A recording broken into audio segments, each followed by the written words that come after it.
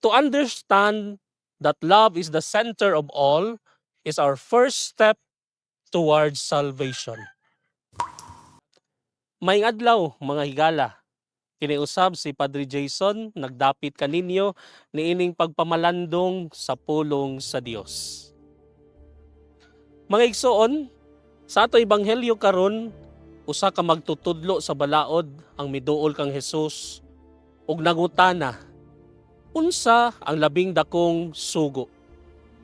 Og si Hesus mitubag nga ang labing dakong sugo mao ang paghigugma sa Dios sa tibuok kasing-kasing, kalag, hunahuna ug kusog. O ikaduha nga sugo mao ang paghigugma sa isikatawo sama sa kaugalingon. Niining pagpamalandong sa ebanghelyo karon, gitudloan kita nga ang sentro sa tanan mao ang gugma. Ang tanan nga sugo ug balaod nag-uyon sa usa ka pulong gugma. Kining duha, ang gugma sa Dios ug gugma sa isikatawo, dili magbuwag. Kung tinuod nga gihigugma nato ang Dios, makita kini sa atong gugma ngadto sa uban. Ang gugma, mga igsoon, dili lang pagbati, kundi buhat. Love is not just an emotion, it is also an action. Nga ang paghigugma sa Dios nagpasabot sa pagampo, pagsalig ug pag-alagad. Ang paghigugma sa isikatawo nagpasabot sa pagtabang, pagpasaylo ug pag-atiman sa uban.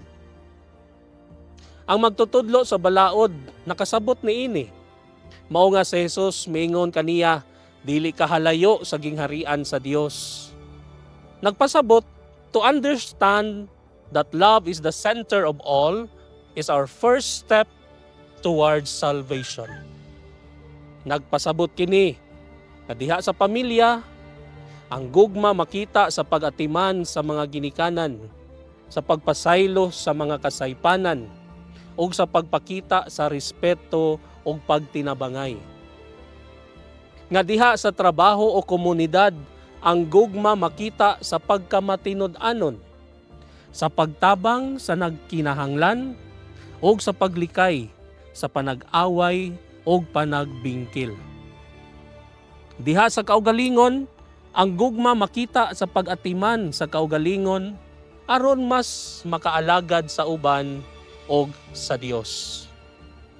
Mga igsoon, ang ebanghelyo nag-auhag kanato nga ipakita ang gugma sa praktikal nga paagi.